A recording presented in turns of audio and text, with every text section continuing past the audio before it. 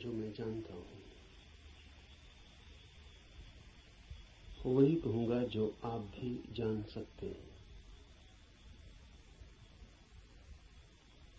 लेकिन जानने से मेरा अर्थ है जीना। जाना बिना जिए भी जा सकता है, तब ज्ञान होता है एक बोझ। उससे कोई डूब तो सकता है, उबरता नहीं। जानना जीवंत भी हो सकता है। तब जो हम जानते हैं वो हमें करता है निर्भर, हल्का, कि हम उड़ सकें आकाश में। जीवन ही जब जानना बन जाता है तभी पंख लगते हैं, तभी जंजीरें टूटती हैं और तभी द्वार खुलते हैं अनंत के।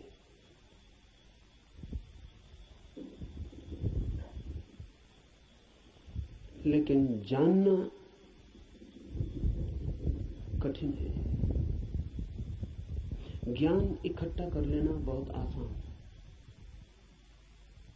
और इसलिए मन आसान को चुन लेता है और कठिन से बचता है।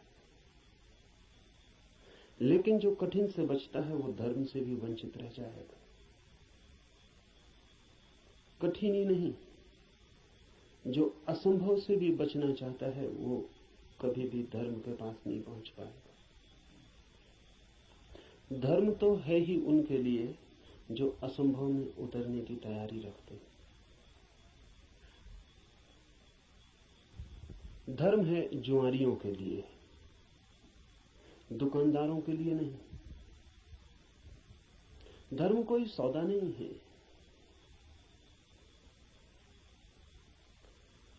धर्म कोई समझौता भी नहीं। धर्म तो है दांव। जुआरी लगाता है धन को दांव पर, धार्मिक लगा देता है स्वयं को। वही परम धन है। और जो अपने को ही दांव पर लगाने को तैयार नहीं, वो जीवन के गुह रहस्यों को कभी भी जान नहीं पाएगा। सस्ते नहीं मिलते हैं वे रहस्य। ज्ञान तो बहुत सस्ता मिल जाता है। ज्ञान तो मिल जाता है किताब में, शास्त्र में, शिक्षा में, शिक्षक के पास। ज्ञान तो मिल जाता है करीब करीब मुफ्त, कुछ चुकाना नहीं पड़ता है। धर्म में तो बहुत कुछ चुकाना पड़ता है। बहुत कुछ कहना ठीक नहीं, सभी कुछ दांव पर लगा दे कोई तो ही उस जीवन के द्वार खुलते हैं। इस जीवन को जो दांव पर लगा दे उसके लिए ही उस जीवन के द्वार खुलते हैं। इस जीवन को दांव पर लगा देना ही उस जीवन के द्वार की कुंजी है। लेकिन ज्ञान बहुत सस्ता है, इसलिए मन सस्ते रास्ते को चुन लेता है, सुगम को। सीख लेते हैं हम बातें, शब्द, सिद्धांत और सोचते हैं जान लिया। अज्ञान बेहतर है ऐसे ज्ञान से। अज्ञानी को कम से कम इतना तो पता है कि मुझे पता नहीं। इतना सत्य तो कम से कम उसके पास है। जिन्हें हम ज्ञानी कहते हैं उनसे ज्यादा असत्य आदमी खोजने मुश्किल। उन्हें यह भी पता नहीं है कि उन्हें पता नहीं। सुना हुआ, याद किया हुआ कंठस्थ हो गया, धोखा देता है। ऐसा लगता है मैंने भी जान लिया। मैं आपसे वही कहूंगा जो मैं जानता हूं, क्योंकि उसके कहने का ही कुछ मूल्य है। क्योंकि जिसे मैं जानता हूं, अगर आप तैयार हो तो उसकी जीवंत चोट आपके हृदय के तारों को भी हिला सकती। जिसे मैं ही नहीं जानता हूं, जो मेरे कंठ तक ही हो, वो आपके कानों से ज्यादा गहरा नहीं जा सकता। जो मेरे हृदय तक हो उसकी ही संभावना बनती है। अगर आप साथ दें तो वो आपके हृदय तक जा सकता है। आपके साथ की तो फिर भी जरूरत होगी, क्योंकि आपका हृदय अगर बंद ही हो तो जबरदस्ती उसमें सत्य डाल देने का कोई उपाय नहीं है, और अच्छा ही है कि उपाय नहीं है। क्योंकि सत्य भी अगर जबरदस्ती डाला जाए तो स्वतंत्रता नहीं बनेगा, परतंत्रता बन जाएगा। सभी जबरदस्तियां परतंत्रताएं बन जाती। इसलिए इस जगत में सभी चीजें जबरदस्ती आपको दी जा सकती हैं, सिर्फ सत्य नहीं दिया जा सकता, क्योंकि सत्य कभी भी परतंत्रता नहीं हो सकता। सत्य का स्वभाव स्वतंत्रता है। इसलिए एक चीज भर है इस जगत में जो आपको कोई जबरदस्ती नहीं दे सकता, जो आपके ऊपर थोपी नहीं जा सकती, जो आपको पहनाई नहीं जा सकती, उड़ाई नहीं जा सकती। आपका राजी होना अनिवार्य शर्त है, आपका खुला होना, आपका ग्राहक होना, आपका आमंत्रण, आपका अहोभाव से भरा हुआ हृदय। जैसे पृथ्वी वर्षा के पहले पानी के लिए प्यासी होती और दरारें पड़ जाती हैं, इस आशा में पृथ्वी जगह जगह अपने ओंठ खोल देती है कि वर्षा हो। ऐसा जब आपका हृदय होता है तो सत्य प्रवेश कर रहा है।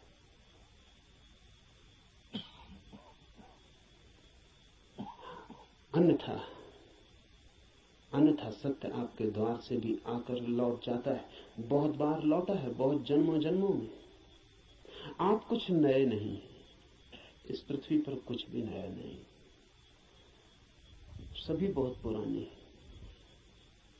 आप बुद्ध के चरणों में भी बैठ के सुने हैं, आपने कृष्ण को भी देखा है, आप जीसस के पास भी उठे बैठे हैं, लेकिन फिर भी वंचित रह गए, क्योंकि कभी भी आपका हृदय तैयार नहीं था।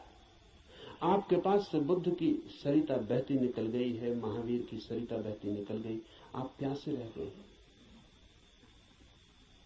आनंद रो रहा था जिस दिन बुद्ध के प्राण छूटने को थे और छाती पीट रहा था, और बुद्ध ने उससे कहा कि तू रोता क्यों है? जरूरत से ज्यादा मैं तेरे पास था 40 वर्ष, और अगर 40 वर्ष में भी नहीं हो पाई वो घटना, तो अब रोने से क्या होगा?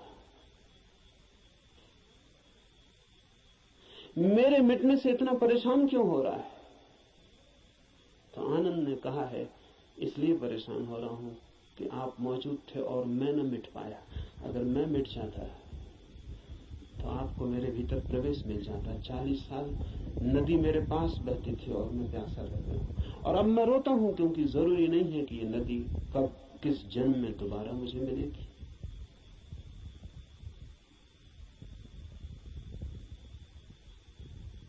आप कुछ नए नहीं हैं।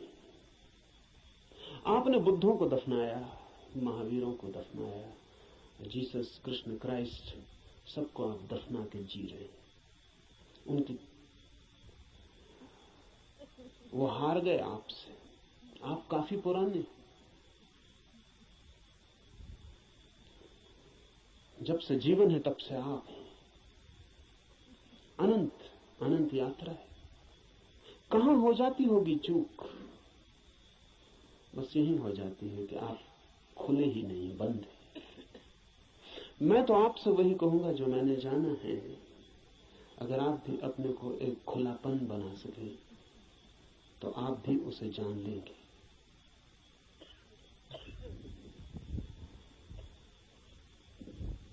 और ऐसा नहीं है कि कोई कठिनाई है बहुत, एक ही कठिनाई है और वो आप हैं।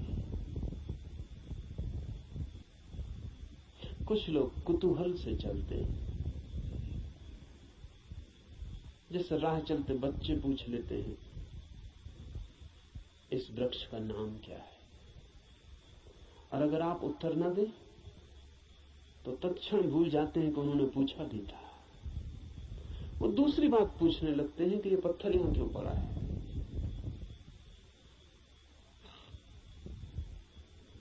पूछने के लिए पूछते हैं, जानने के लिए नहीं पूछते। बिना पूछे नहीं रह सकते हैं, इसलिए पूछते हैं, जानने के लिए नहीं पूछते। जो लोग कुतूहल से जी रहे हैं वो अभी भी बचकाने हैं। अगर आप ऐसे ही पूछ लेते हैं कि ईश्वर क्या है, जैसे कि कोई बच्चा राह चलती दुकान देख के पूछ लेता हो कि ये खिलौना क्या है,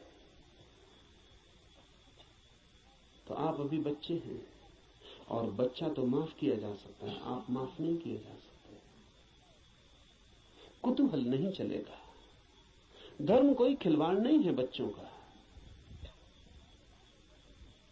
और फिर उत्तर भी मिल जाए तो उससे कोई प्रयोजन नहीं है। बच्चे का मजा पूछने में है। उसने पूछा, यही उसका मजा है। आप उत्तर देंगे भी तो उस उत्तर में उसे कोई बहुत रस नहीं है। क्या बात?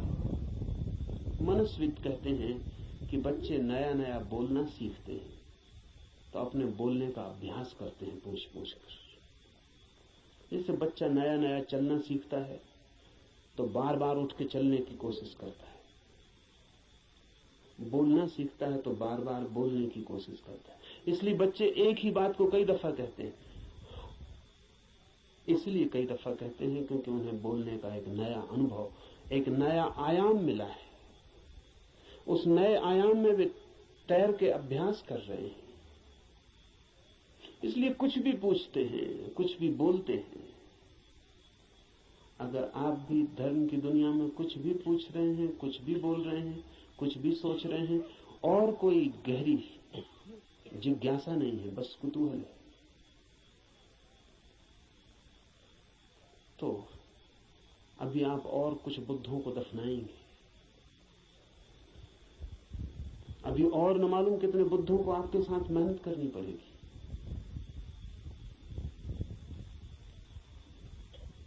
कुतूहल से सत्य का कोई संबंध नहीं। कुछ लोग कुतूहल से थोड़ा आगे बढ़ते हैं और जिज्ञासा करते हैं। जिज्ञासा में थोड़ी ज्यादा गहराई है, लेकिन बस थोड़ी ज्यादा। जिज्ञासा भी बहुत गहरी नहीं, वो भी उथली है, क्योंकि जिज्ञासा है केवल बौद्धिक, और बुद्धि भी ऐसी है जैसी खाज होती है, खुजलाएं तो थोड़ा रस आता है, ऐसा बुद्धि को भी खाज होती रहती। ईश्वर है, आत्मा है, मोक्ष है, ध्यान क्या है, करने के लिए नहीं। ईश्वर क्या है, जानने के लिए नहीं, चर्चा के लिए, बातचीत के लिए।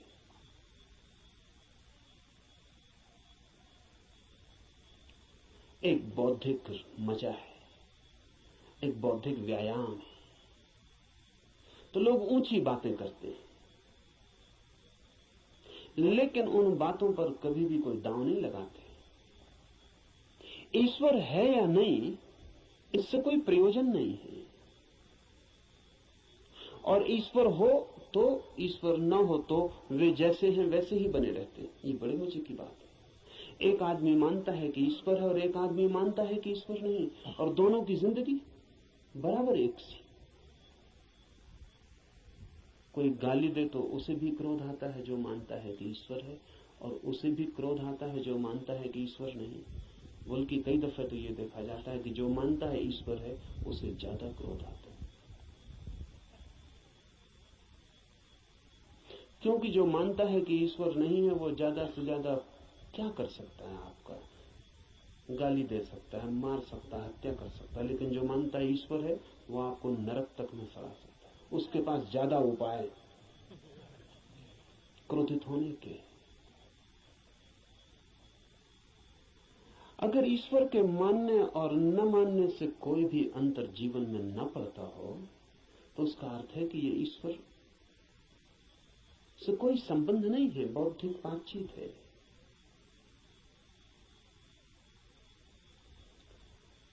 ऐसी जिज्ञासा हो तो आदमी दार्शनिक हो जाता है, चिंतन मनन करने लगता है, शास्त्र अध्ययन करने लगता है, बहुत सिद्धांत इकट्ठे कर लेता है, पक्ष में विपक्ष में सोच लेता है, वाद विवाद करता है, शास्त्रार्थ करता है, लेकिन जीता कभी नहीं।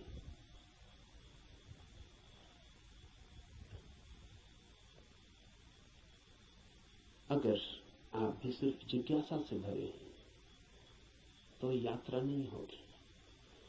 जिज्ञासा से भरे हुए लोग वे हैं जो मील के पत्थर के पास बैठ जाते हैं और पूछते हैं मंजिल क्या है, कितनी दूर है, और सदा यही पूछते हैं, लेकिन कभी उठ के चलते नहीं। जानते तो आप भी कितना है, क्या कमी है जानने में? करीब करीब सभी कुछ जानते हैं। जो बुद्ध ने जाना हो, महावीर ने, कृष्ण ने जाना हो, वो सभी आप भी तो जानते। गीता में पढ़ के आपको ऐसा नहीं लगता कि ये बातें तो हमें भी मालूम आपको भी है, पर सिर्फ बुद्धि तक है, आपके हृदय तक उनका बीज नहीं पहुंचा। और बुद्धि पर रखे हुए विचार वैसे ही होते हैं जैसे पत्थर पे कोई बीज को रखते। बीज तो होता है लेकिन पत्थर पे रखा रहता, अंकुर नहीं फूट सकता। अंकुर फूटना हो तो बीज को पत्थर से गिरना पड़े, जमीन खोजनी पड़े, और जमीन की भी ऊपर की सतह ठीक नहीं है, क्योंकि और गीली जगह चाहिए, तो थोड़ा जमीन के भीतर पहुंचना पड़े, जहां थोड़ी पानी की सुविधा हो, थोड़ा रस बहता हो। बुद्धि पर पत्थर की तरह बीज रख जाते हैं, हृदय तक जब तक न गिर जाएं तब तक गीली जगह नहीं मिलती। हृदय में थोड़ा रस बहता है, थोड़ा प्रेम, वहां थोड़ा पानी, वहां कोई बीज गिरे तो अंकुरित होता है, नहीं तो कभी अंकुरित नहीं होता। जिज्ञासु व्यक्तियों के पास बहुत कुछ होता है, लेकिन पत्थर पर रखे हुए बीजों की भांति। जमीन भी ज्यादा दूर नहीं होती, लेकिन थोड़ी यात्रा भी मुश्किल है। चलना बिल्कुल नहीं है तो पत्थर पर ही बीज रखा रह जाता है। इतनी यात्रा तो करनी ही पड़ेगी कि बीज पत्थर से नीचे गिरे, जमीन पर आए, जमीन में जगह खोजे, थोड़ी गीली भूमि को पाए, थोड़ा छिप जाए अंधेरे में। ध्यान रहे, जगत में जो भी जन्म पाता है वो गहन, मौन, एकांत, अंधेरे को चाहता है। बुद्धि में तो जितनी चीजें रखी हैं वो सब खुले प्रकाश में रखी हैं, वहां अंकुर नहीं होते। हृदय है, आपके भीतर गीली जमीन है छिपी हुई, वहां कुछ पैदा होता है। इसलिए जो सिर्फ जिज्ञासा से जीते हैं वे विद्वान बन जाते हैं, पंडित बन जाते हैं, ज्ञानी बन जाते हैं, लेकिन कुछ अंकुरित नहीं होता उनके भीतर। कोई नया जन्म, कोई नया जीवन, कोई नए फूल, कुछ भी नहीं। एक और जिससे संबंध है हमारा, एक और भी दिशा है खोज की, उसे हम कहते हैं मुमुक्षा। जानने की फिक्र नहीं है, जीने की फिक्र है। जानने की फिक्र नहीं है, होने की फिक्र है। ये सवाल नहीं है कि ईश्वर है, सवाल यह है कि क्या मैं ईश्वर हो सकता हूं। अगर ईश्वर हो भी और मैं ईश्वर न हो सकूं तो कोई सार नहीं है। सवाल ये नहीं है कि मोक्ष है, सवाल ये है कि क्या मैं भी मुक्त हो सकता हूं। अगर मैं मुक्त हो ही ना सकूं और मोक्ष हो भी कहीं तो क्या अर्थ है। ये बात नहीं है कि आत्मा है भीतर या नहीं, हो या ना हो। सवाल असली ये है कि क्या मैं आत्मा हो सकता हूं। मुमुक्षा है होने की खोज, और जब कोई होना चाहता है तब दांव पर लगना पड़ता है। इसलिए कहता हूं धर्म है जुआरियों का काम। वही कहूंगा जो मैं जानता हूं, जो जिया है। अगर आप तैयार हुए दांव पर लगाने को, तो जो मेरा अनुभव है वो आपका अनुभव भी बन सकता है। अनुभव किसी के नहीं होते, जो भी लेने को तैयार हो उसी के हो जाते हैं। सत्य पर किसी का कोई अधिकार नहीं, जो भी मिटने को राजी है वही उसका मालिक हो जाता है। सत्य तो उसका है जो भी उसे मांगने की तैयारी दिखलाता है, जो भी अपने हृदय के द्वार खोलता है और उसे पुकारता है।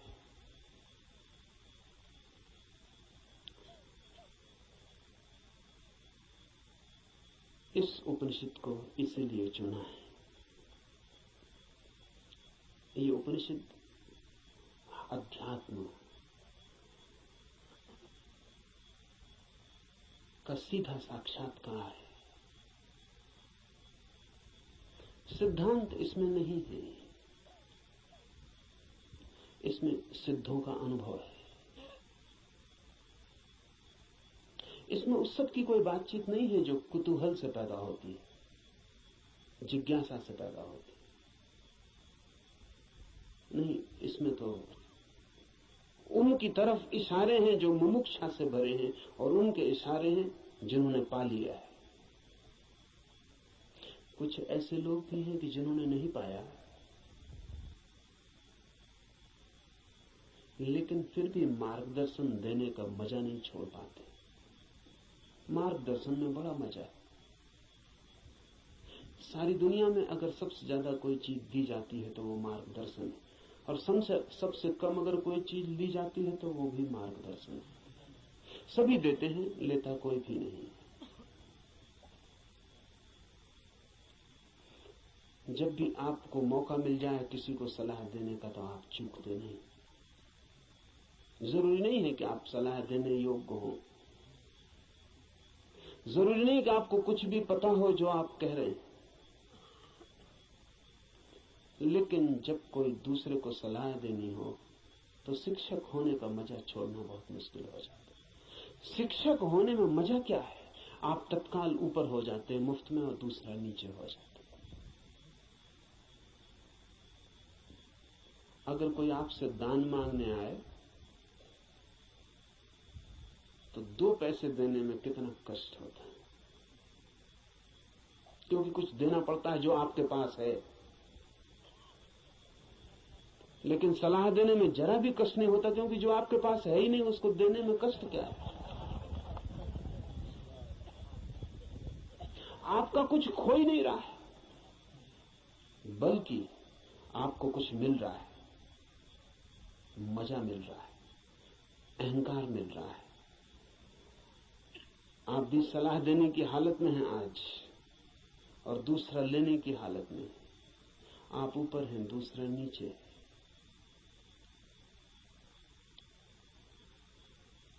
इसलिए कहता हूं कि इस उपनिषद में कोई सलाह, कोई मार्गदर्शन देने का मजा नहीं है, बड़ी पीड़ा है। क्योंकि उपनिषद का ऋषि जो दे रहा है वो जान के दे रहा है, वो बांट रहा है कुछ बहुत हार्दिक, बहुत आंतरिक।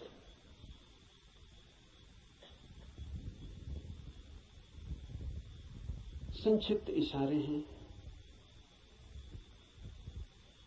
लेकिन गहरे हैं। बहुत थोड़ी सी चोटें हैं, लेकिन प्राणघातक है।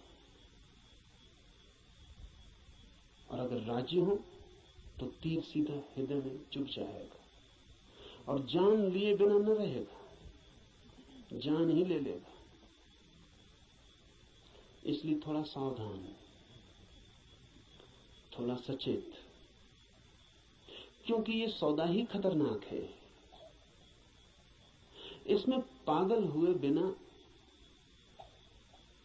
कोई मार्ग ही नहीं है। इसमें अपने को मिटाए बिना पाने का कोई उपाय ही नहीं। यहां तो खोने वाले ही बस पाने वाले बनते हैं। और इसीलिए इस उपनिषद को भी चुन लिया है। ऐसे तो सीधा ही आपसे कह सकता हूं, कोई कारण इस उपनिषद को चुनने का नहीं है। बहाना, आड़, क्योंकि तीर सीधा मारो आदमी बच सकता है, उपनिषद की आड़ से थोड़ी सुविधा रहेगी, इसलिए चुन लिया है कि आपको ऐसा भी पता नहीं लगेगा कि मैं कोई सीधे ही आपको तीर मार रहा हूं, तो बचने का जरा उपाय कम हो जाता है। सभी शिकारी जानते हैं कि थोड़ी आड़ से शिकार ठीक होती है। ये उपनिषद सिर्फ आड़ है, और इससे कुछ लेना देना ज्यादा नहीं। जो मैंने जाना है वही कहूंगा, लेकिन उसमें और उपनिषद में कोई अंतर नहीं है, क्योंकि इस उपनिषद के ऋषि ने जो कहा है वो जानकर ही कहा है।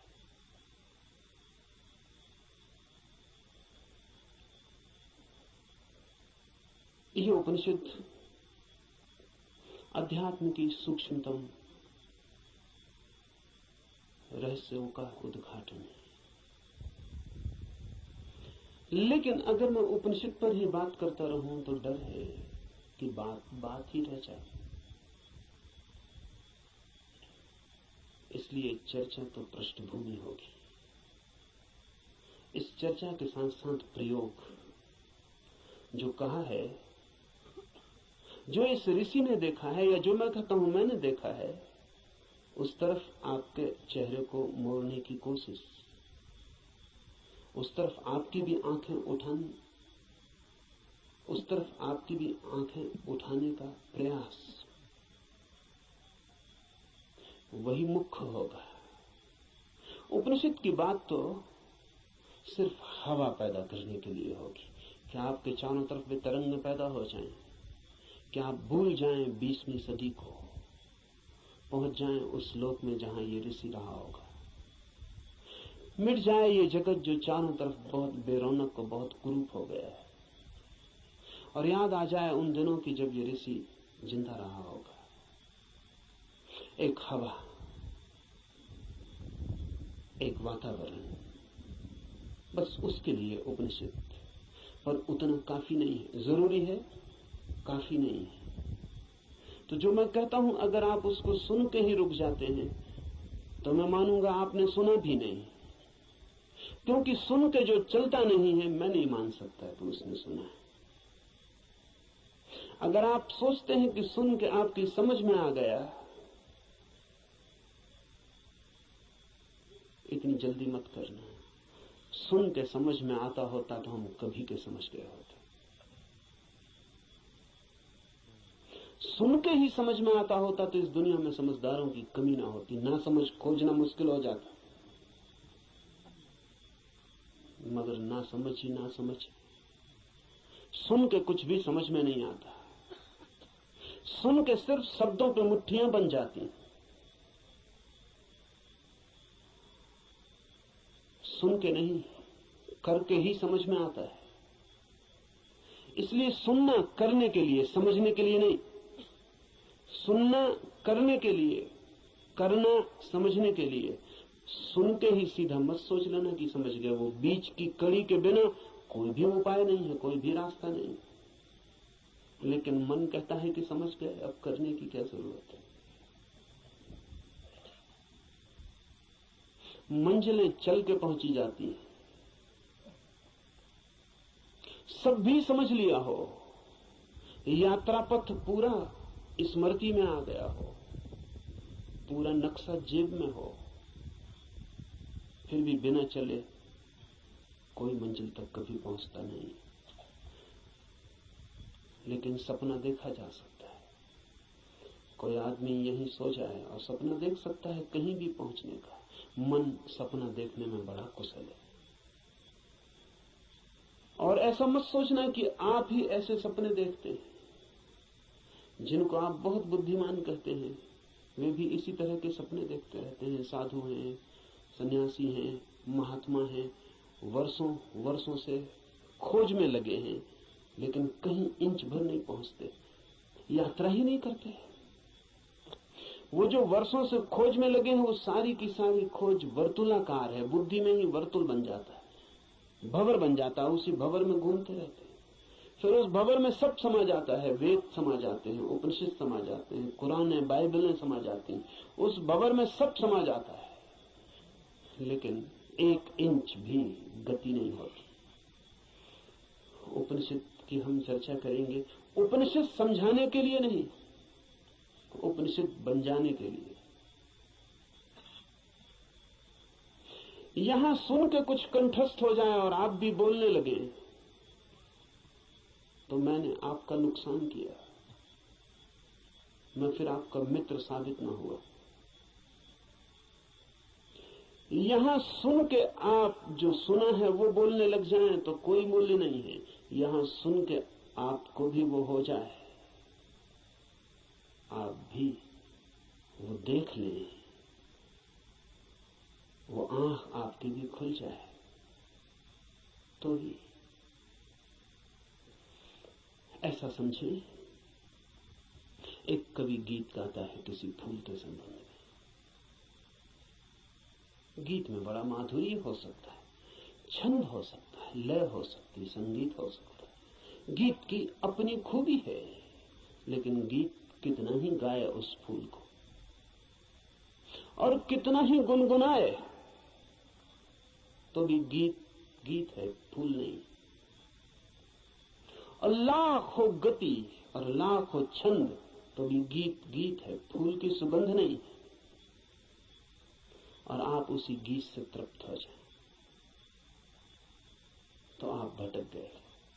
उपनिषद गीत है किसी फूल का जिसे आपने देखा नहीं अभी। गीत गजब का है, गाने वाले ने देखा है, पर गीत से तृप्त मत हो जाना। गीत फूल नहीं है। ऐसा भी हो जाता है कि कभी कभी आप फूल के पास भी पहुंच जाते हैं। कभी कभी फूल की एक झलक भी मिल जाती है, अचानक, आकस्मिक। क्योंकि फूल कोई विजाती ही नहीं है, आपका स्वभाव है, आपके बिल्कुल निकट है, किनारे किनारे है। कभी कभी छू जाता है बिना आपके, बावजूद आपके। कभी कभी फूल एक झलक दे जाता है। कोई बिजली कौन जाती, किसी क्षण में आकस्मिक अनुभव में आ जाता है। कुछ और भी है इस जगत में, यही जगत सब कुछ नहीं है।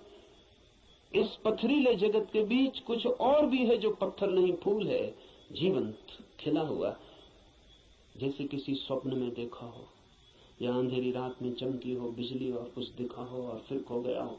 ऐसा कभी कभी आपके जीवन में भी हो जाता है, कवियों के जीवन में अक्सर हो जाता है,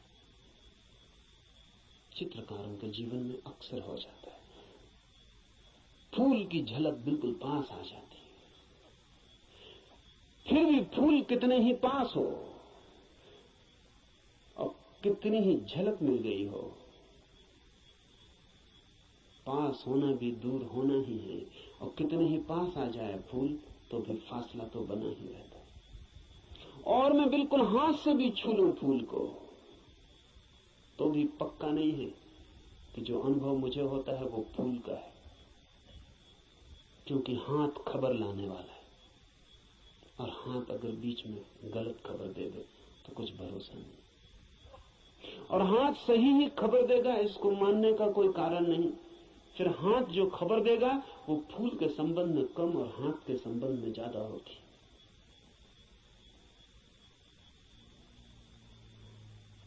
फूल ठंडा मालूम पड़ता है, जरूरी नहीं कि फूल ठंडा हो सकता है हाथ गर्म हो, इसलिए फूल ठंडा मालूम पड़ता है।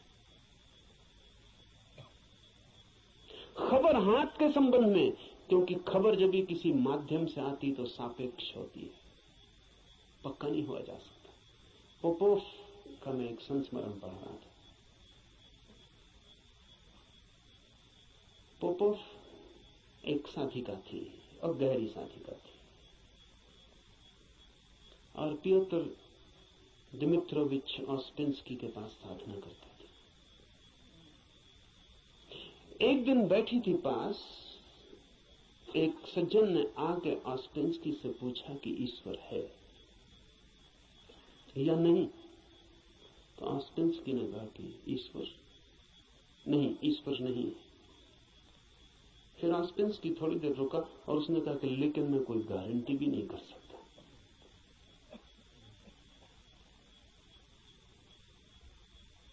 क्योंकि जो भी मैं जानता हूं वो सब माध्यम से जाना गया है। कभी आंख से देखा है, लेकिन आंख का भरोसा क्या। कभी कान से सुना है, लेकिन कान गलत सुन सकता है। कभी हाथ से छुआ है, लेकिन हाथ का क्या कहना। अभी तक सीधा नहीं देखा है, अभी तक आमने सामने नहीं हुआ हूं, इसलिए कोई गारंटी भी नहीं। अभी तक जो भी जाना है उसमें मुझे ईश्वर का कोई अनुभव नहीं हुआ, लेकिन जरूरी नहीं कि ईश्वर ना हो। इससे सिर्फ मेरी खबर मिलती है कि मेरे अनुभव क्या है, इसलिए मैं कोई गारंटी नहीं कर सकता कि नहीं ही है। इसलिए मुझ पर भरोसा करके मत रुक जाना, खोजना। जब भी माध्यम से कुछ घटता है तो भरोसे का नहीं। अगर फूल के बिल्कुल पास भी पहुंच जाएं तो भी आंख देखती है, हाथ छूते हैं, सुगंध नाक में आती है, ये भी दूरी का अनुभव है। तो कभी कभी कोई कवि उस परम फूल के इतने पास पहुंच जाता है तो उसकी गीत में उतर आती है गूंज उसकी, लेकिन फिर भी बुद्ध नहीं है वो, महावीर नहीं है वो। महावीर कौन है, बुद्ध कौन है? बुद्ध है वो चैतन्य जो फूल ही हो गया। इतनी भी दूरी न रही कि फूल को देखा हो, फूल ही हो गया। फूल होकर ही पूरी तरह जाना जा सकता है क्या है। उपनिषद के ऋषि की बात है, गीत है किसी फूल के संबंध में, उसे गुनगुनाना, मिठास है बड़ी उसमें, स्वाद है उसमें बहुत, लेकिन वो फूल नहीं है, गीत ही है। अगर प्रयास करेंगे तो कभी कभी झलक भी मिलेगी। मेरे पास लोग आते हैं, वो कहते हैं ध्यान में बड़ी झलक मिली, लेकिन फिर खो गई। अनंत प्रकाश हो गया था, फिर खो गया। आनंद ही आनंद हो गया था, लेकिन अब कहां है? अब खोजते हैं और नहीं मिलता। झलक का मतलब है पास पहुंच गए थे, झलक तो खो ही जाएगी।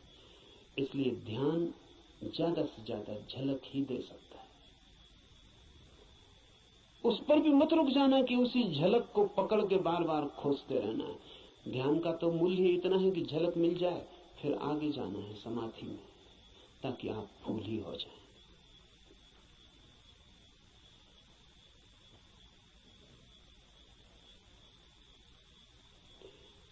ध्यान में है झलक, समाधि में है हो जाना।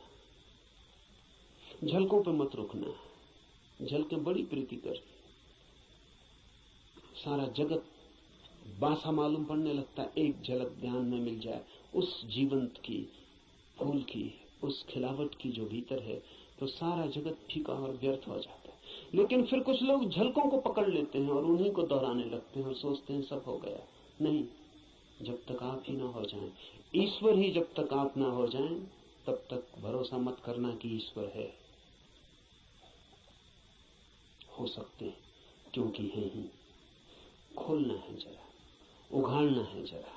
छिपे हैं, मौजूद हैं अभी और यहीं। थोड़े से वस्त्र हैं और बड़े झीने वस्त्र हैं कि चाहें तो अभी उतार कर फेंक दें और नग्न हो जाएं और ईश्वर हो जाएं। लेकिन बड़ी पकड़ है। झीने तो हैं लेकिन पकड़ गहरी। क्यों है ये पकड़ इतनी? ये पकड़ है क्योंकि हम सोचते हैं ये वस्त्र ही हमारा होना है, यही हम है। इसके अलावा हमें कुछ और किसी अस्तित्व का पता नहीं। इस उपनिषद में इशारे होंगे उस अस्तित्व के जो वस्त्रों के पार है।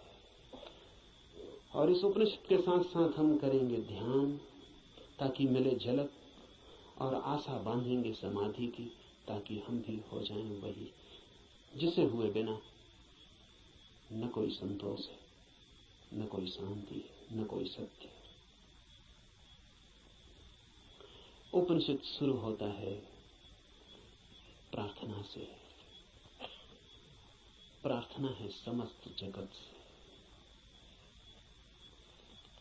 सूर्य कल्याणकारी हो, वरुण, अर्यमा, इंद्र और बृहस्पति, विष्णु कल्याणकारी हो, उस ब्रह्म को नमस्कार हो। हे वायु, तुम्हारे लिए नमस्कार, क्योंकि तुम प्रत्यक्ष ब्रह्म हो। मैं तुम्हें ही प्रत्यक्ष ब्रह्म कहूंगा। सत्य और ऋत वे सब मेरी रक्षा करें, आचार्य की भी। इस प्रार्थना से शुरू होता है। धर्म की यात्रा प्रार्थना से शुरू होगी ही। प्रार्थना का अर्थ है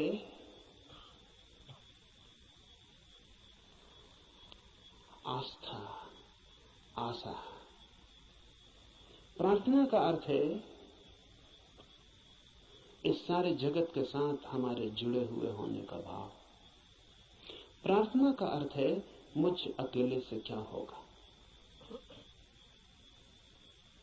मुझ अकेले से होता तो हो गया होता, मुझ अकेले से तो क्षुद्र भी नहीं सध पाया।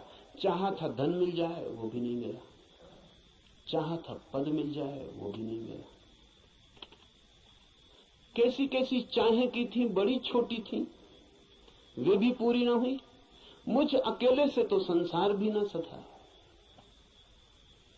तो सत्य की ये महायात्रा मुझ अकेले से हो सकेगी? अकेले अकेले तो मैं संसार में भी हार गया हूं। सभी हारे हुए हैं संसार में।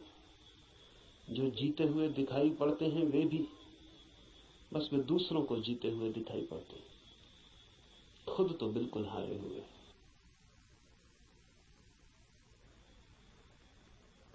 आप भी अपने को हारे हुए दिखाई पड़ते होंगे, औरों को तो आप भी जीते हुए दिखाई पड़ते हैं। आपसे भी पीछे लोग हैं जो आपको समझते हैं पा लिया आपने, जीत गए संसार में। लेकिन भीतर से अगर हम आदमी को देखें तो एक एक आदमी हारा हुआ है। संसार पराजय की लंबी कथा है, वहां जीत होती ही नहीं, वहां जीत हो ही नहीं सकती। वो संसार का स्वभाव नहीं, वहां हार ही नियति है, किसी की नहीं, किसी व्यक्ति की नहीं, संसार में होने की नियति ही हार है। वहां हारना ही होगा, वहां कोई कभी जीतता नहीं। वहां हम नहीं जीत पाए जहां क्षुद्र था, स्वप्न था, शंकर कहते हैं माया है, वो माया में भी हार गए। सपना था, भ्रम था, वहां भी तो जीत ना पाए। जब भ्रम में भी हार गए, सपने में भी न जीते, तो यथार्थ में, सत्य में अकेले से क्या होगा? प्रार्थना का अर्थ है संसार में पराजित हुए व्यक्ति का यह अनुभव कि जन्मों जन्मों तक चेष्टा करके मैं हार गया, क्षुद्र में तो विराट में मेरी सामर्थ्य। इसलिए प्रार्थना, इसलिए सारे जगत को पुकारा है ऋषि ने कि मुझे साथ देना। सूर्य को पुकारा है, वरुण को पुकारा, ये सब नाम है, प्रतीक है जीवन की समस्त शक्तियों की। सूर्य को पहले पुकारा है क्योंकि सूर्य हमारा जीवन है, उसके बिना हम नहीं होंगे। हमारे भीतर सूर्य ही जीता है, जलता है। उधर सूर्य बुझ जाए, यहां हम बुझ जाए। सूर्य ही हमारा प्राण है, इसलिए पुकारा। कहा वायु को नमस्कार है, विशेष रूप से वायु को नमस्कार कहा है इस प्रार्थना में, क्योंकि तुम प्रत्यक्ष ब्रह्म हो। अजीब सी बात है, थोड़ा सोचे, बड़े मजे की बात है, क्योंकि वायु है बिल्कुल अप्रत्यक्ष और सब चीजें प्रत्यक्ष। सूर्य को कहा होता प्रत्यक्ष ब्रह्म हो, जीते जागते जलते प्रखर, समझ में आता। सूर्य को नहीं कहा प्रत्यक्ष ब्रह्म, कहा वायु को जो बिल्कुल दिखाई पड़ती नहीं, बिल्कुल अप्रत्यक्ष। कहां है प्रत्यक्ष वायु? सिर्फ अनुमान है कि है, लगता है कि है, भासता है कि है, दिखाई तो पड़ती नहीं। आंख के सामने कहां है? प्रत्यक्ष का मतलब है आंख के सामने है। जो आंख के सामने वायु बिल्कुल नहीं है, पत्थर पहाड़ सब आंख के सामने, वायु नहीं। लेकिन ऋषि कहता है हे वायु नमस्कार तुम्हें, क्योंकि तुम प्रत्यक्ष ब्रह्म हो। इसलिए कहा कि वायु जैसे दिखाई नहीं पड़ती और है, और आंख को दिखाई नहीं पड़ती फिर भी आंख को छू रही है प्रतिपल। ऐसा ही परम सत्य है, दिखाई नहीं पड़ता, छू रहा है प्रतिपल। वायु दिखाई नहीं पड़ती क्योंकि हमारे पास देखने वाली आंख नहीं है। वायु तो यहां है, वायु के बिना तो हम भी नहीं हो सकते। वही तो हमारी श्वास में हमें संभाले, उसका ही आवागमन तो हमारा सारा जीवन है, जो इतने निकट है। श्वास है जो हमारी, वो भी दिखाई नहीं पड़ती, क्योंकि हमारे पास आंखें बड़ी स्थूल है। तो हम जो बहुत मोटा मोटा है, स्थूल स्थूल है, वो देख लेते हैं। जो सूक्ष्म है वो हमें दिखाई नहीं पड़ता। वायु सूक्ष्मतम है, हमारे सामने मौजूद है, भीतर मौजूद है, बाहर मौजूद है, रोए रोए में मौजूद है, और दिखाई नहीं पड़ती। इसलिए कहा कि तुम प्रत्यक्ष ब्रह्म हो, तुम ठीक ब्रह्म जैसी हो। वो भी यहाँ मौजूद है और दिखाई नहीं पड़ता, और रोए रोए में वही समाया है, रोआ रोआ वही है, और फिर भी उसका कोई पता नहीं चलता। इसलिए वायु को नमस्कार किया है कि हम वायु को तो जानते हैं, ब्रह्म को नहीं जानते। वायु से एक धागा जोड़ा है कि ब्रह्म भी ठीक वायु जैसा है। इसलिए मैं तुम्हें प्रत्यक्ष ब्रह्म कहूंगा। ऋषि कहता है वायु को सत्य और ऋत के नाम से भी कहूंगा, क्योंकि तुम ठीक उस जैसी हो जो है और जिसका हमें पता नहीं, जो हम स्वयं हैं और जिसका हमें पता नहीं, जो अभी और यहां सदा से मौजूद है और हमें उसका पता नहीं। लेकिन ये खोज पूरी हो सके अगर सब देवता रक्षा करें। देवता से अर्थ है सदा से जीवन की अनंत अनंत शक्तियां, और जीवन है एक विराट जाल अनंत शक्तियों का। आपका होना भी एक विराट जाल है अनंत शक्तियों का। मिलता है आप में सूर्य, मिलता है वरुण, मिलता है इंद्र, मिलती है वायु, मिलती है अग्नि, मिलती है पृथ्वी, सब कुछ मिलता है आकाश, सब आप में मिलते हैं। अगर एक व्यक्ति को हम पूरा का पूरा जान ले तो हमने बीज रूप में समस्त अस्तित्व को जान लिया।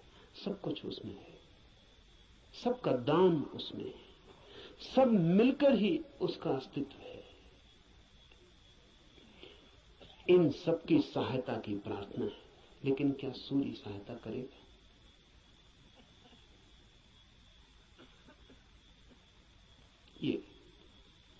ये सवाल उठता ही है। प्रार्थना भी की तो क्या सूर्य सहायता करेगा? प्रार्थना भी की तो क्या वायु सहायक हो जाएगी? प्रार्थना भी की तो पृथ्वी क्या सहायता करेगी? पृथ्वी की सहायता और सूर्य की सहायता का सवाल नहीं है। आपने प्रार्थना की, यही बड़ी सहायता है। इसे थोड़ा ठीक से समझ लें। कोई सूर्य आके आपको सहायता नहीं करेगा, लेकिन आपने प्रार्थना की, इसका जो परिणाम है वो सूर्य पर नहीं होगा, आप पर होगा। क्योंकि प्रार्थना करने वाला चित्त हो जाता है विनम्र, प्रार्थना करने वाला चित्त हो जाता है असहाय, प्रार्थना करने वाला चित्त स्वीकार कर लेता है इस बात को कि मुझ अकेले से नहीं होगा। प्रार्थना करने वाला चित्त मिटने को तैयार हो जाता है। प्रार्थना करने वाला चित्त अपने अहंकार को, इस भाव को कि मैं कर सकता हूं, छोड़ देता है। इसके परिणाम होते हैं। प्रार्थना का सारा परिणाम आप पर होता है। प्रार्थना से सूर्य नहीं बदलता, आप बदलते हैं। प्रार्थना से जगत नहीं बदलता, आप बदलते हैं। लेकिन आपके बदलते ही दूसरे जगत में आपका प्रवेश हो जाता है। प्रार्थना आमतौर से जब आप करते हैं तो यही सोचते हैं कि कोई कुछ करेगा, इसलिए प्रार्थना कर रहे। न, प्रार्थना है एक उपाय, एक डिवाइस। हाथ तो आप जोड़ते हैं किसी और के सामने, लेकिन जो परिणाम होता है वो होता है भीतर, जिसने हाथ जोड़े हैं उस पर। इसलिए बड़ी कठिनाई होती है अगर आप वैज्ञानिक के सामने कहें कि हे सूर्य सहायता कर, तो कहेगा मूढ़ता की बात है। क्या सूर्य तुम्हारी सहायता करेगा? कब किसकी सहायता की? कि हे इंद्र वर्षा कर, पागल हो गए हो? प्रार्थनाओं से कहीं वर्षाएं हो गई हैं। वैज्ञानिक ठीक कहता है, न तो सूर्य आपकी सुनेगा, न बादल आपकी सुनेगी, न हवा आपकी सुनेगी, कोई आपकी नहीं सुनेगा। लेकिन आपने पुकारा, ये आपको बदल जाएगा। आपने कितने जोर से पुकारा, उतनी गहरी हुक आपके भीतर प्रवेश हो जाएगी। अगर आपके पूरे प्राण पुकार उठे तो आप दूसरे ही आदमी हो जाएंगे। इसलिए है प्रार्थना।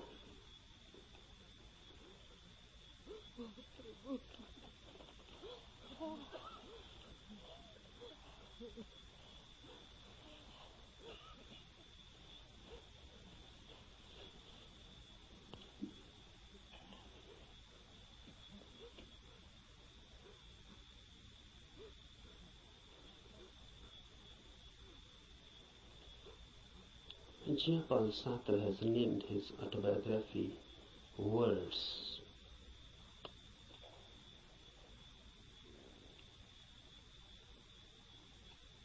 This christening of his autobiography as Words is significant, deeply significant. Really, everybody's biography is just words and nothing else. Because what is your mind? Words and words and words. If you analyze the mind, then what you are? Just words. A long sequence, a long procession of words.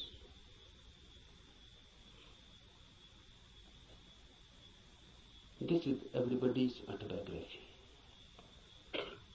But if you are nothing but words, then you are not. Then you are yet unborn. Then you are yet to exist authentically. Because words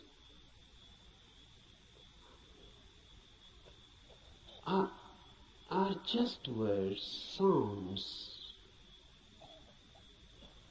They mean something, but basically they are meaningless. The meaning is given to them. And mind is just a mechanism, a natural computer. It goes on feeding on words, then creating more words out of them. Then you go on associating those words. You go on creating principles, philosophies, systems. And ultimately where you are. Truth is not a byproduct of a long process of words. Truth is not a word at all. Truth is out of words. Truth is beyond words or below words. Truth is experience, not words. Old Lao Tse has said, the truth cannot be said. Because when you say something, language has to be used. Words have to be used. And truth is not a word. So when you say it, you miss it. The moment you say it, you have missed it. It cannot be said. It can only be experienced.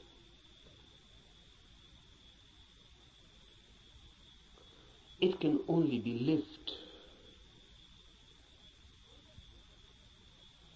Unless you live it, you cannot know it. But we know. That's the problem.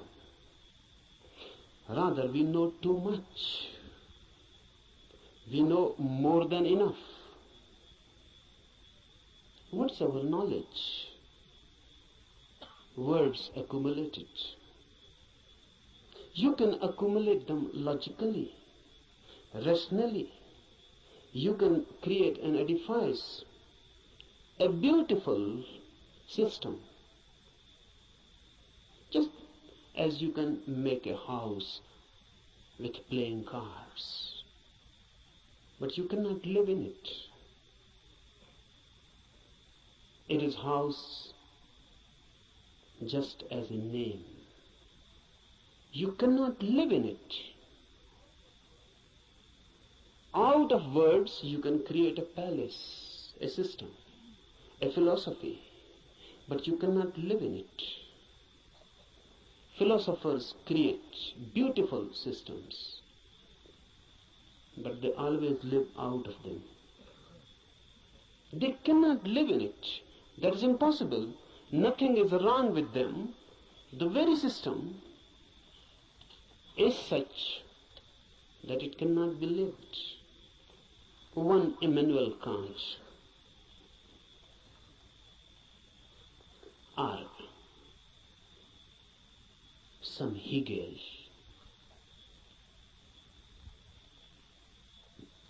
they create out of words principles, hypotheses. They go on explaining the whole universe, but they themselves remain unexplained. They can explain the whole cosmos. They can say how the world was created. They can say what is the destiny. And look in them, dig deep, and you find a very miserable man, just as unhappy as anyone, as in hell as anyone.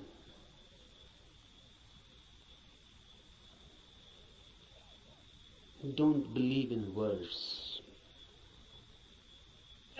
They are the greatest deception created by humanity. And word has become our world. We live in it, we eat it, we ride on it. The word beats in our hearts and the word circulates in our blood. We are just a collection, a big collection of words. Mind is very miser about words. It goes on accumulating. But remember, word is never the reality. I can use the word love. But love, the word, is not love, the experience. I can go on repeating love, love, love, and I can create a sort of auto-hypnosis, and I can believe that I know love because I know the word. To know the word is easy. To know love is difficult. Not only difficult, but impossible. Impossible not because the experience is impossible.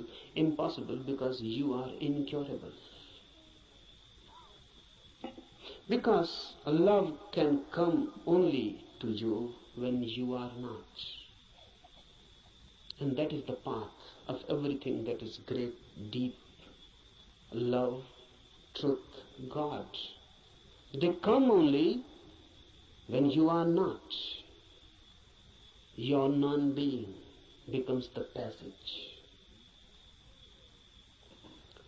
Someone was asking Mozart. Mozart was one of the greatest musicians of the world. Rare, unique. Someone asked him, which music you like most? And Mozart is reported to have replied, no music, sir. No music I like most.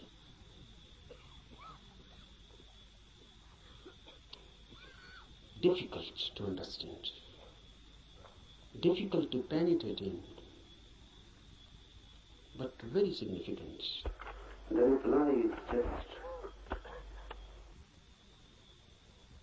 unique, unexpected, and from a musician. He says no music is the best. Have you ever heard the music which Mozart calls no music? You have heard sounds, and if sounds can be put in a system, in a rhythm, it becomes music. Music means rhythmic sounds, but sounds. If they are unrhythmic, it becomes noise. If they are rhythmic, it becomes music. But what is no music?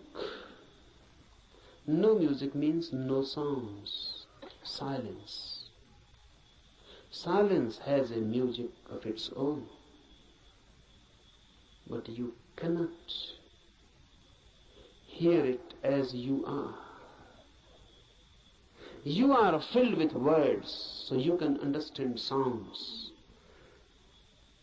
You are filled with noise, that's why music has so much appeal. You are so much filled with noise, crowdy noise, mad noise, that when someone creates music outside, you forget your noise inside. You are magnetized by the music outside. You forget yourself. You become concentrated in the music outside. That's why music is loved so much. Music is a hypnosis created by sounds, rhythms, technique. Unless your inner noise ceases, unless your inner constant talk, chattering ceases, you cannot hear no music. This Upanishad is concerned with no music. No music means meditation. The state of mind when there is no noise within, then suddenly you become aware of a silence without. When you are silent, the whole universe becomes suddenly silent. When the whole universe is suddenly silent, for the first time you are authentically existent. For the first time you have being. For the first time you know who you are.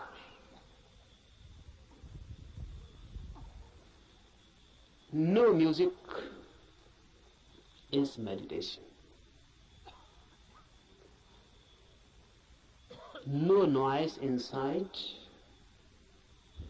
creates the possibility, the situation in which you can hear the soundless silence which is everywhere, just here and now. It is there, but you are chattering inside. You cannot hear it. You are too much engaged, too much occupied. It cannot penetrate you. Become silent, and silence begins to penetrate you. And when your silence and the silence of the universe meet, you have encountered God. You have come face to face. This is what is meant by immediate Brahma. Immediate experience of the divine, when your silence meets the silence of the universe.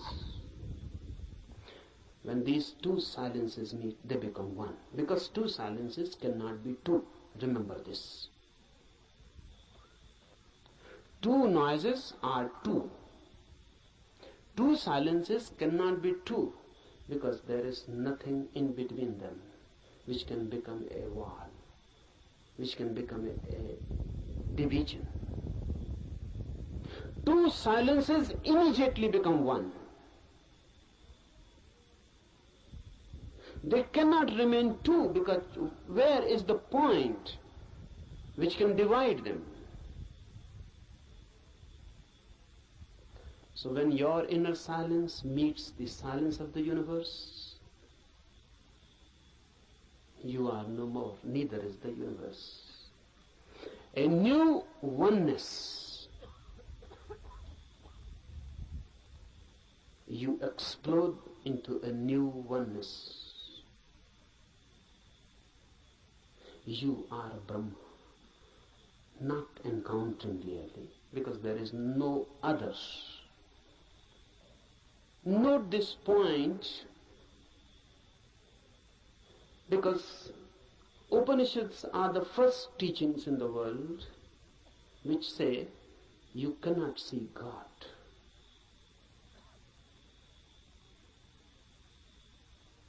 All the religions go on talking about seeing God.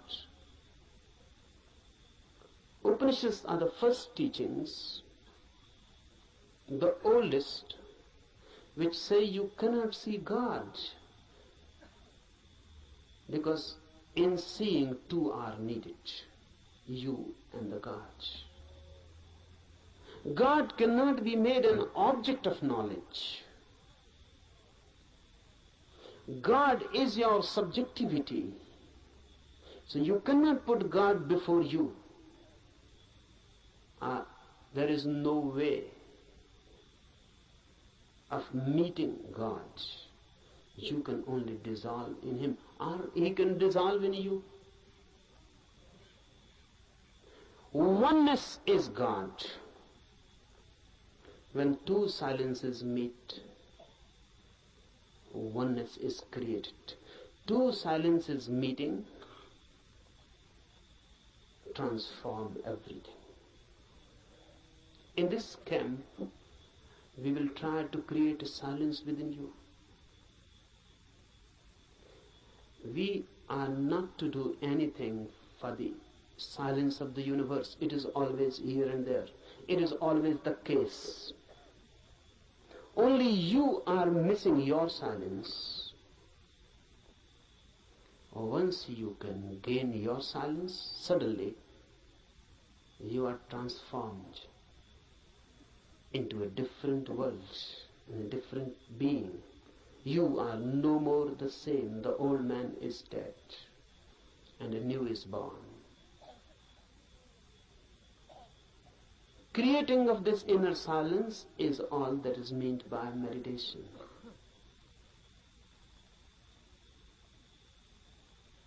Remember this. We are not interested in teachings. Teachings are of no use in themselves unless they are practiced. We are interested in this Upanishad only as a practical device. The Upanishad is not for me some doctrine to be believed,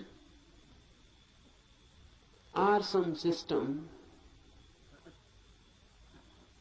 to be believed, or some philosophy to be believed. Upanishads are practical guides. They believe not in changing your mind, but in changing you. They are not concerned with any change of your ideology. They are concerned with you directly, with your being. Remember this, knowing is your periphery and being is your center. Knowledge is added to you, being can never be added. Being is that which you are already. Knowledge is that which goes on being added to you. And it happens, unfortunately, it happens for many, that their being becomes just more and more burdened with their knowledge. Knowledge is going to be piled up on you by the society, by culture, by everything. Knowledge is utilitarian. It is needed.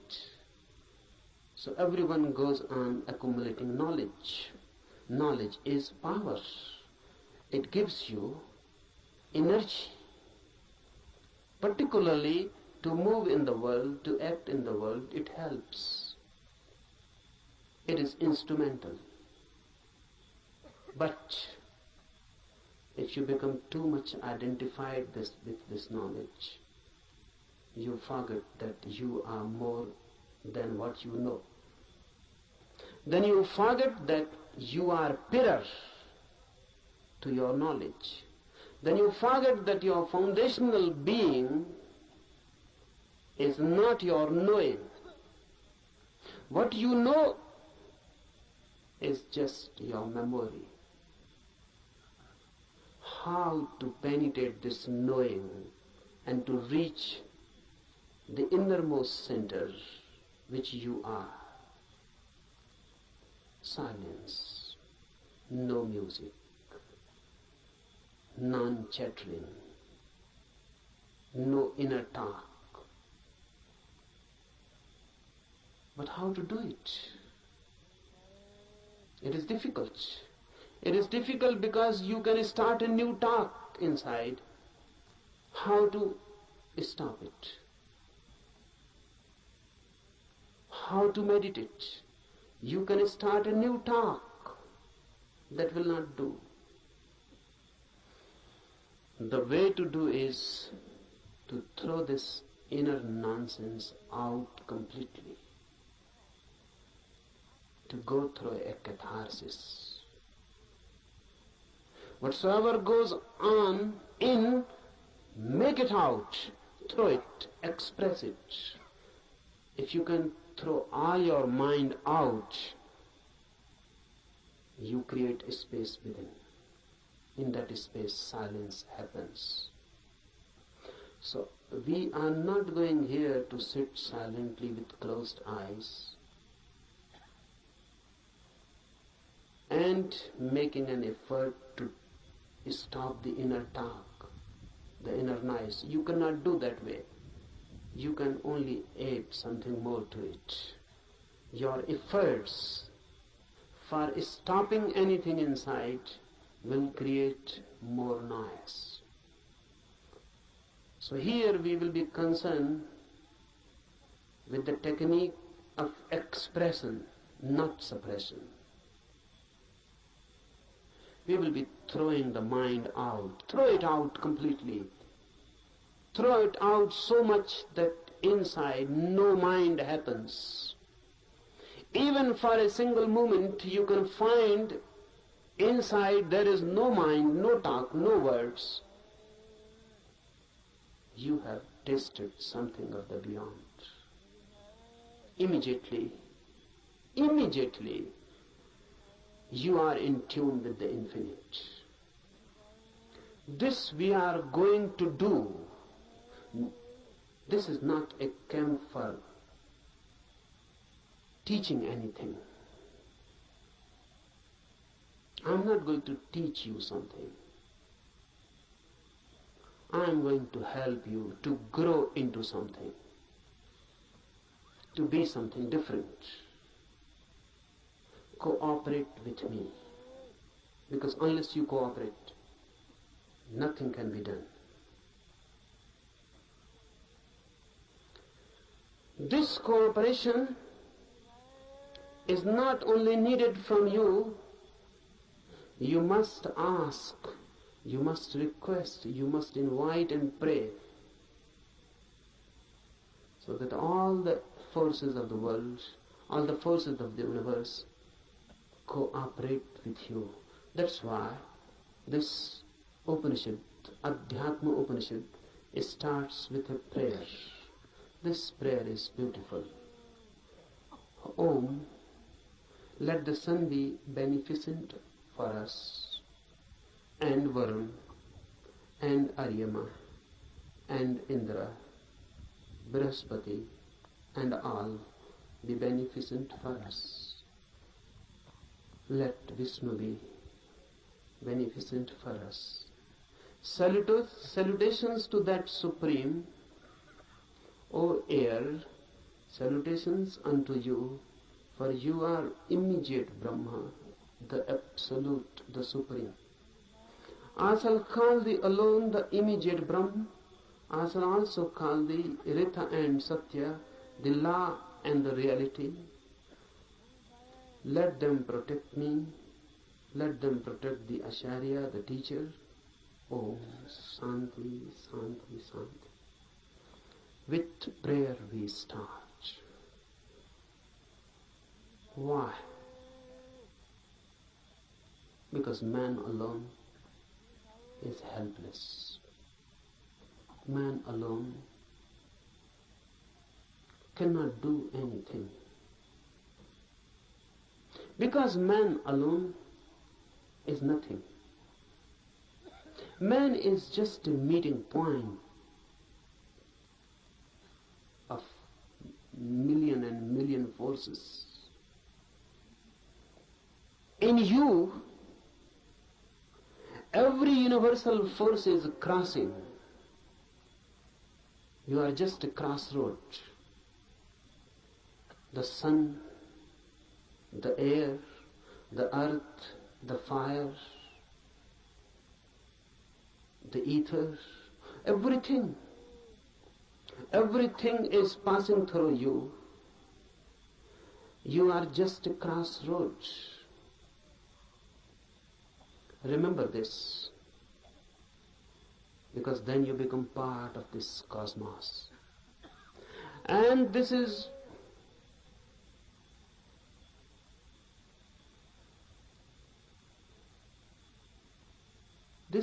very significant to remember,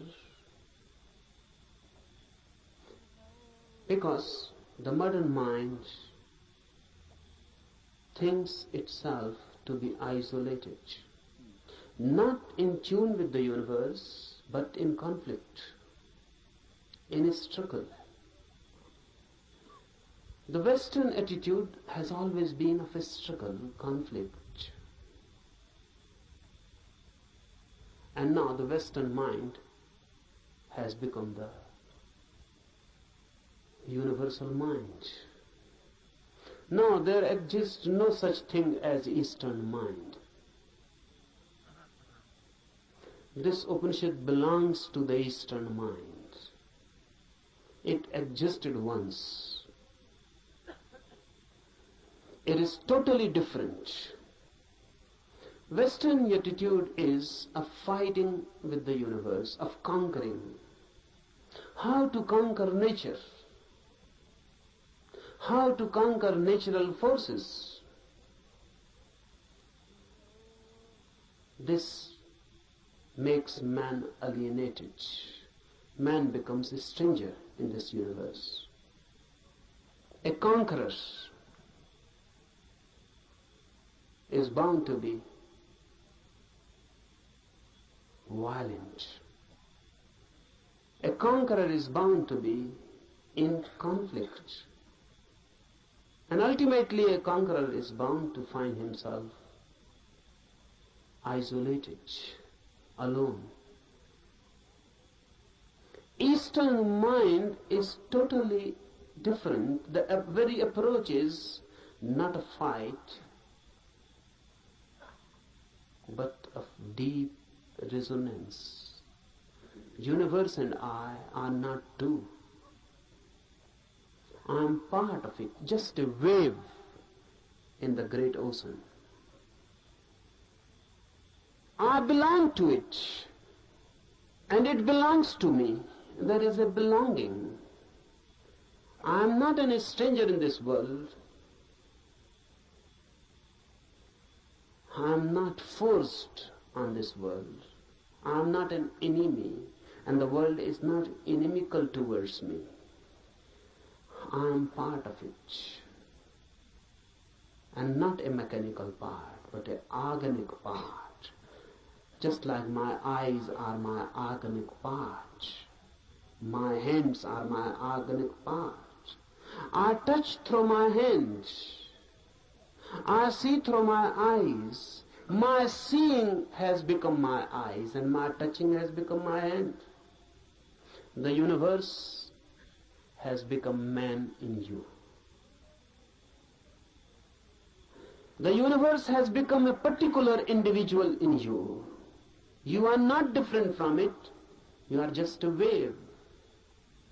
And the universe is flowering through you. This is Eastern way of looking at the world. Man in tune. That's why prayer. Prayer is a bridge. It makes you feel again at home. Even the sun is not so far away.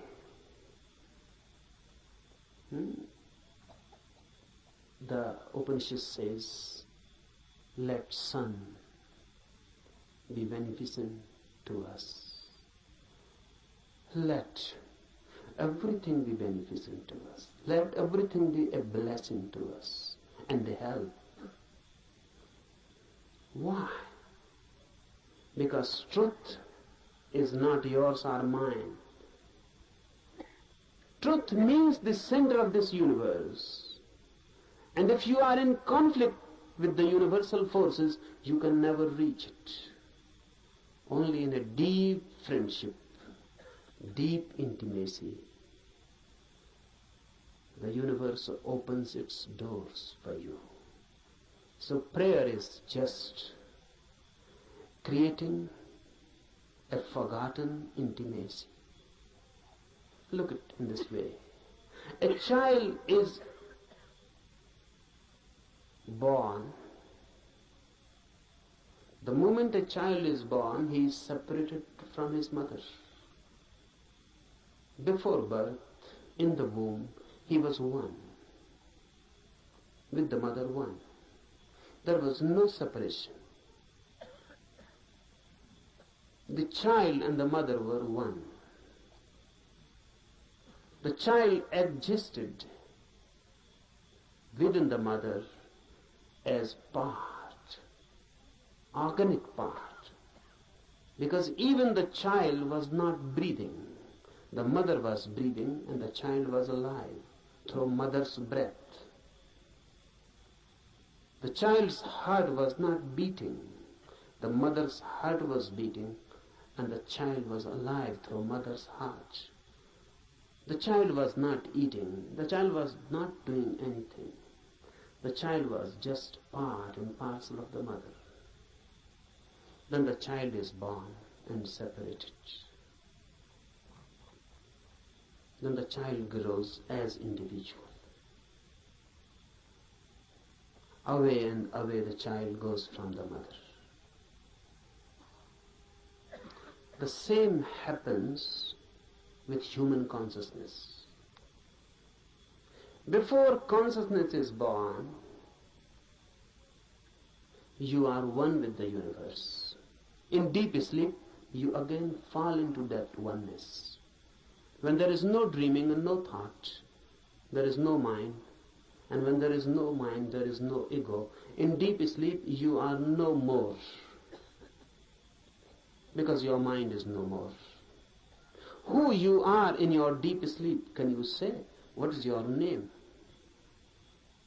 When you are deep, dreamlessly asleep, who are you? What is your name? There is no name. Because if there is name, you are not deep asleep. The name is just a surface thing. Who are you, a Hindu or a Mohammedan?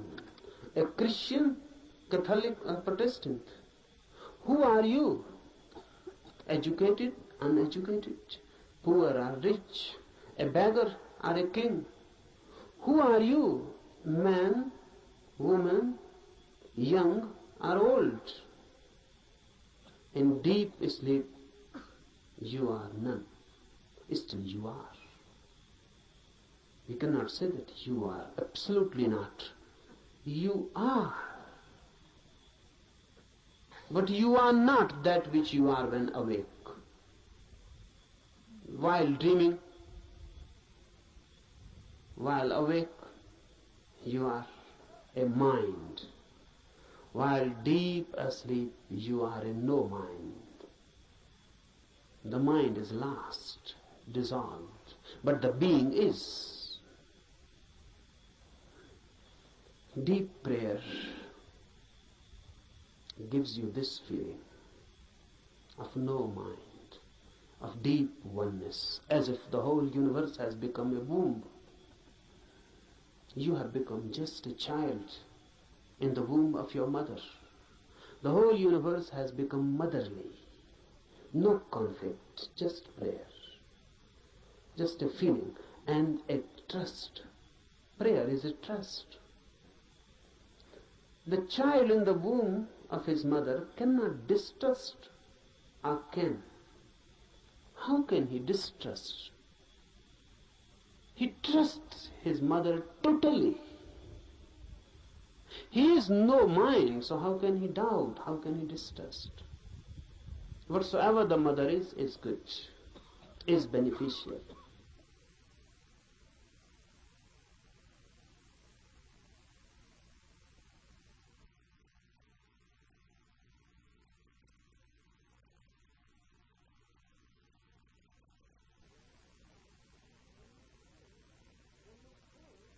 When you pray, you are throwing yourself back into a motherly universe. You are back into the womb of the world, of existence itself.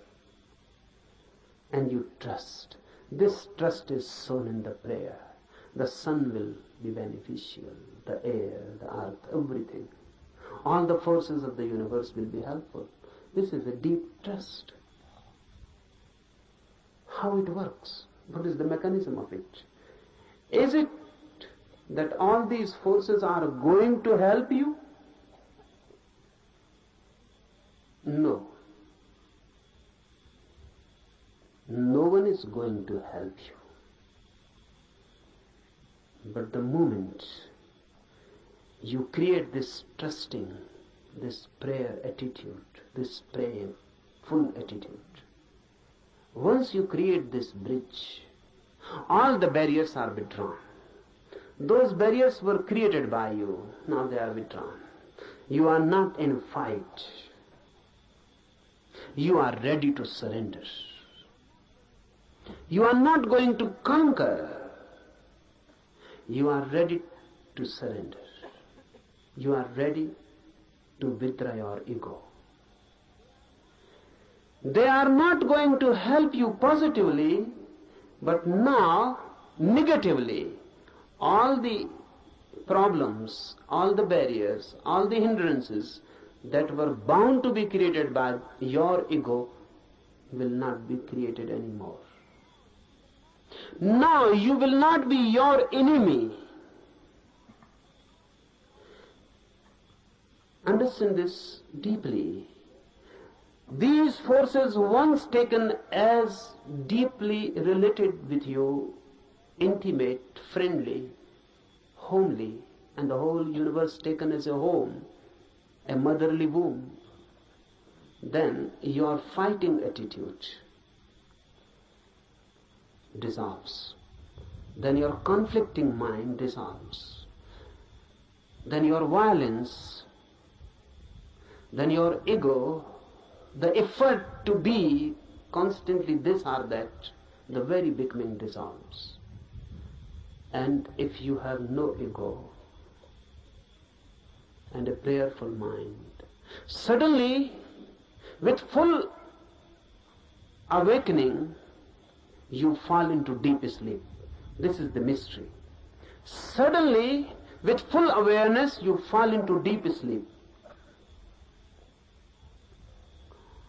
That's why Upanishad has constantly declared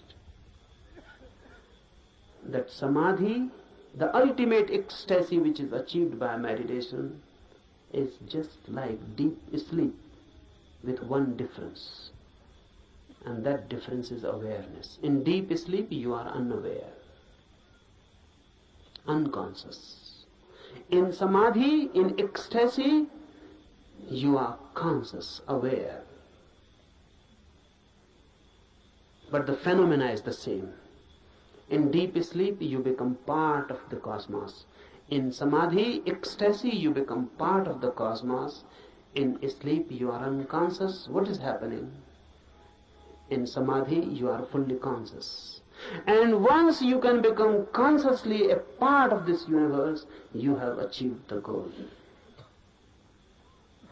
So from tomorrow morning, we will try to re-enter the womb of the universe by dissolving ourselves, by throwing away the main disease of human mind, the ego, by surrendering, by being receptive. We are not going to conquer the truth. Rather, on the contrary, we are going to allow the truth to conquer us.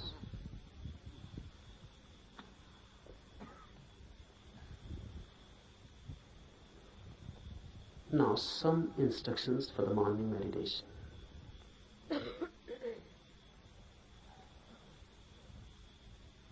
First, don't be serious at all. For this whole camp, don't be serious at all.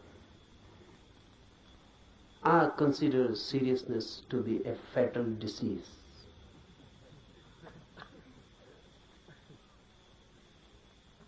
So please don't try to be long faces. Why I particularly say this? Because religious people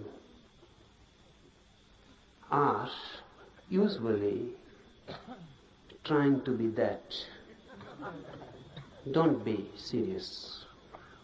Be more and more laughing, enjoying like small children.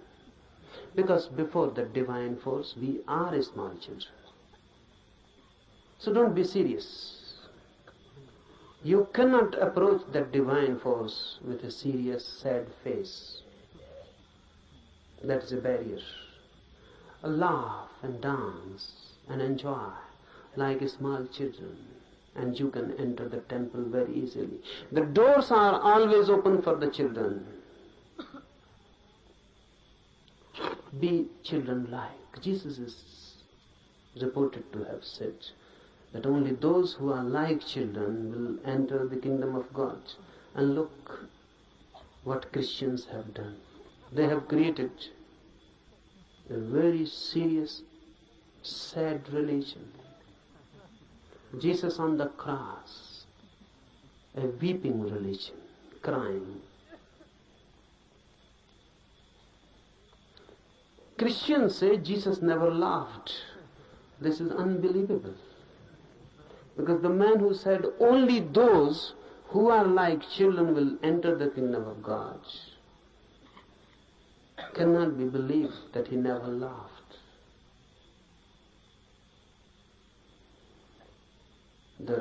The quite vice versa can be believed, that he continuously laughed, never stopped laughing, even in his sleep, but this cannot be believed that he never laughed. Be like children, forget your ages, your experience, your knowledge, throw them all, wholesale. Don't try by and by. Throw them, because unnecessary time is wasted. Just throw them, forget them. You may be someone, everyone is someone. If not in other eyes, in his eyes, everyone is someone. You must be someone. Here be nobody. Forget. Leave outside the campus ground your identities. You may be a doctor, you may be a professor. Leave all these diseases outside. You may be a rich man, you may be a politician, There are thousands and thousands types of diseases. Please leave them outside. Here come like small children. Then something is possible. Otherwise, nothing. So first thing, be completely non-serious. Second thing, for all these 8 days, laugh as much as you can. Why? Because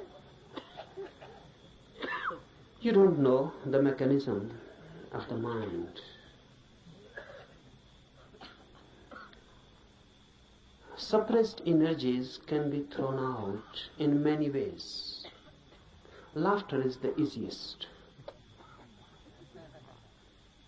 Any energy, try it. Someone has abused you, you feel anger coming in, immediately laugh. And the same energy which was going to be anger will become laughter. You are sad, something has happened. The moment you remember you are sad, immediately laugh. Don't wait someone to help you. Laugh. And suddenly you will feel the change, the same energy which was going to take a shape, sad shape, is transformed into laughter. It has been released. So laughter I give you as a technique of release. And don't try to be miser about it. And don't try to find out any reasons for it. No reasons are needed.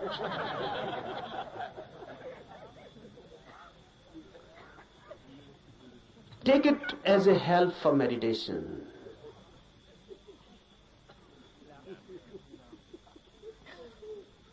The whole thing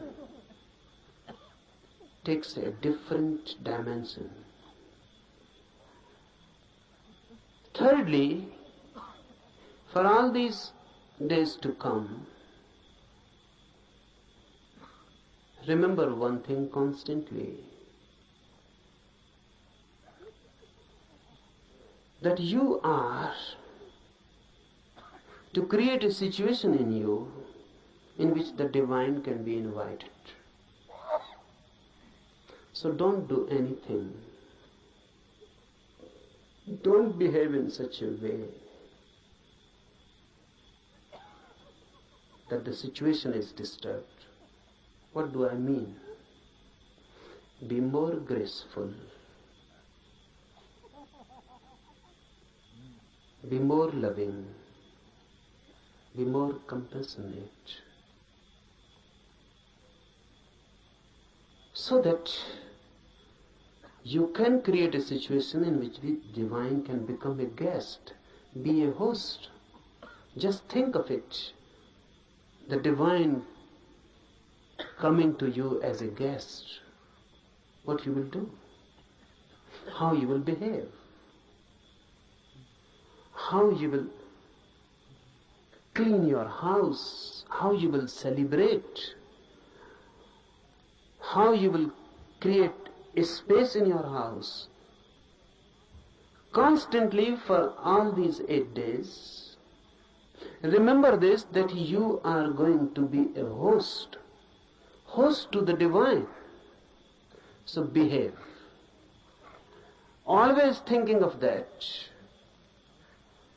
Remember, your laughter can become many things. It can be violent.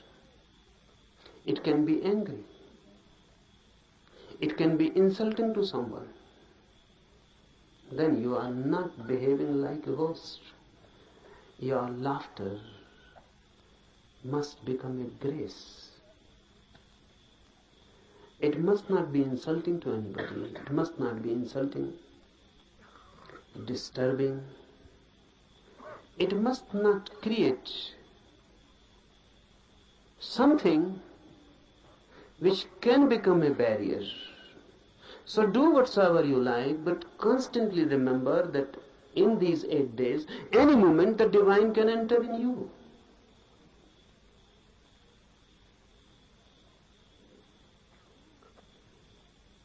Any moment the divine can enter. So remember that you are ready to receive. Don't talk much, fourthly.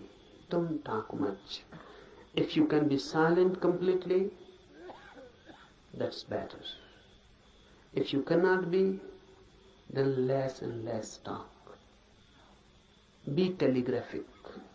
Use as many words are absolutely necessary.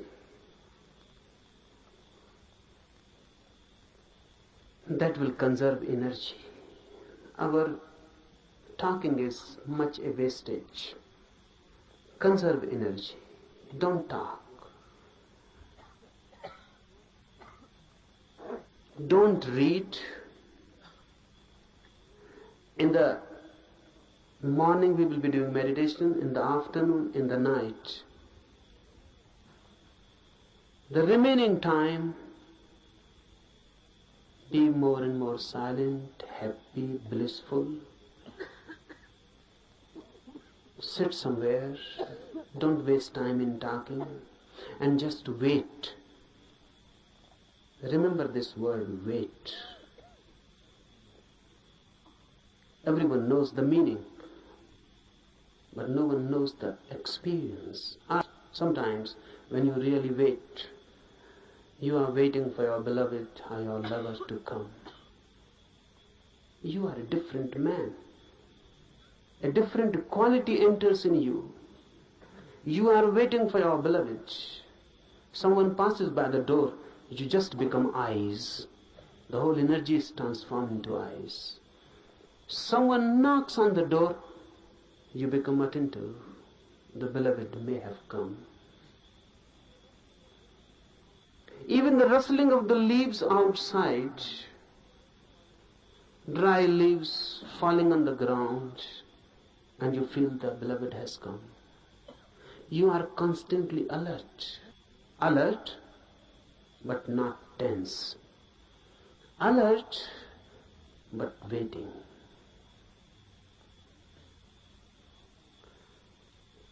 For all these 8 days, wait. Do meditations, be happy, and wait. Don't be impatient. That's what I mean. Be alert and not tense. Don't be impatient. You cannot force the guest to come. You can only invite and wait. So give the invitation and wait. Any moment the guest, and if you are not alert, you may miss the moment. Any moment the guest can come, and you are angry and talking to someone else, you may miss him. Any moment the phenomena is possible, but if you are not there, you may miss for lives. No one can say when the next moment of such opportunity will come. Wait.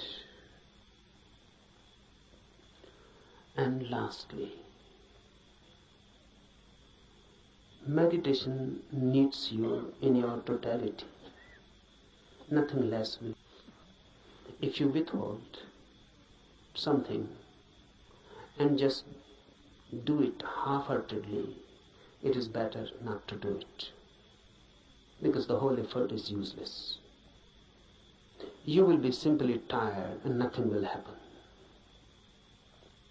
So unnecessarily, why tire yourself?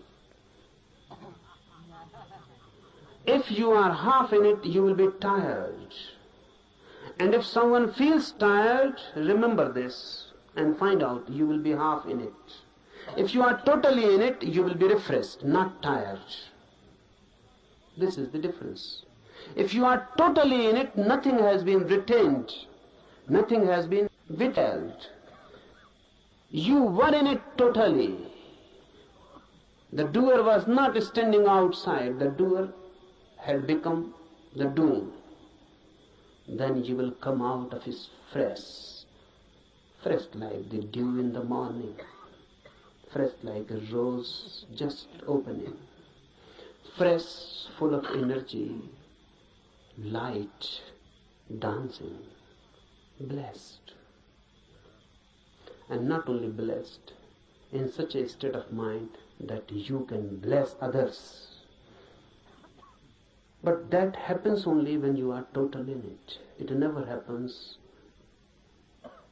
when the minor part has moved. Then there is a tension between you standing and between you moving. Then you have become two. Then you are split. That split, that inner tension between two creates tiredness. You feel exhausted, not vitalized. You feel just as if your energy has been sucked out. You will feel it. So whenever you feel it, go deep and ask, are you split into two, divided? The effort that do, either stop completely, don't do. That's better. Because you are not deceiving yourself. It is honest. Or be totally in it, move in it.